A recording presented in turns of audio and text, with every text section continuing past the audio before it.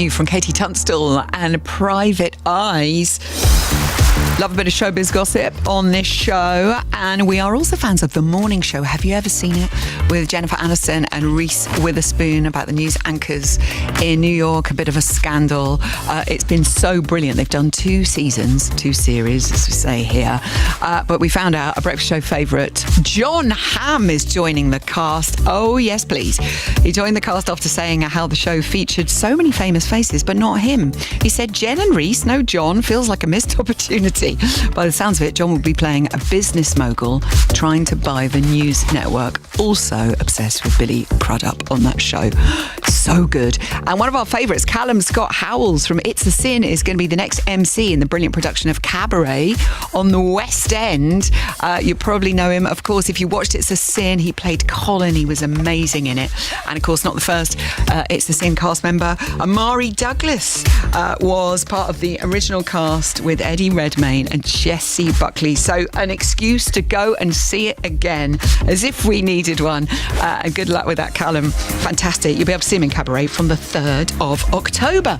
So coming up then, Nicola Walker on the show at 8:35, talking about her new TV drama with Sean Bean, Marriage. We're quizzing with Jay next.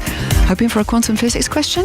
Where are you playing today? 88291. Message us as well on WhatsApp 08000 288 291. Who you're playing with, who you're playing against. Jay with us very soon. This is Radio 2 on the BBC Sounds app, on your smart speaker and on 88 to 91 FM.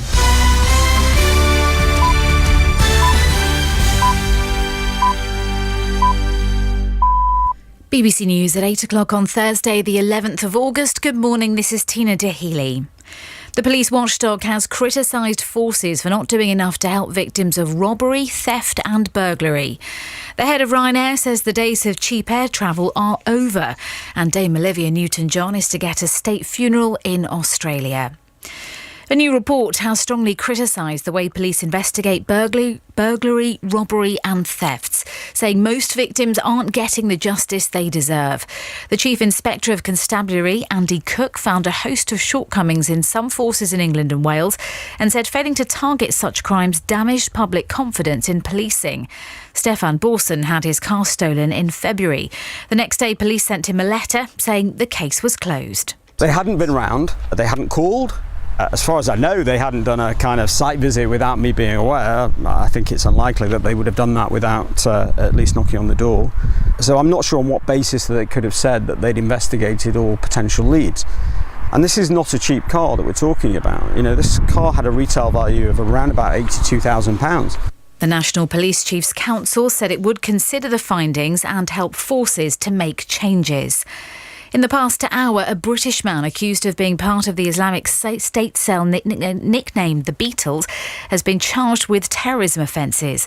38-year-old Ain Davis was detained after he flew into Luton Airport following his release from a Turkish jail. He's always denied involvement in the group which murdered a number of Western hostages in Syria. He's due to appear at Westminster Magistrates Court later this morning. The Chancellor Nadhim Zahawi and the Business Secretary Kwasi Kwarteng will press leaders from the energy industry this morning about what more they can do to help households struggling with soaring bills. Experts have warned that the typical annual bill could reach more than £3,500 in October before rising further in the new year. Here's our political reporter Tony Bonsignori. Nadhim Zahawi will ask the bosses of Shell, BP and other energy providers to explain how they could lower the cost of electricity to consumers in the coming months. They will also be pressed on their profits and investments, with a threat of a new windfall tax still on the table. But any immediate action is highly unlikely, despite yesterday's warning by Ofgem that some customers' direct debits might start to increase before the energy cap rises in October. Officials accept there is only so much energy companies can do, given high wholesale costs. The UK is stepping up its military support for Ukraine by doubling the number of long-range rocket launchers it's sending to counter Russia.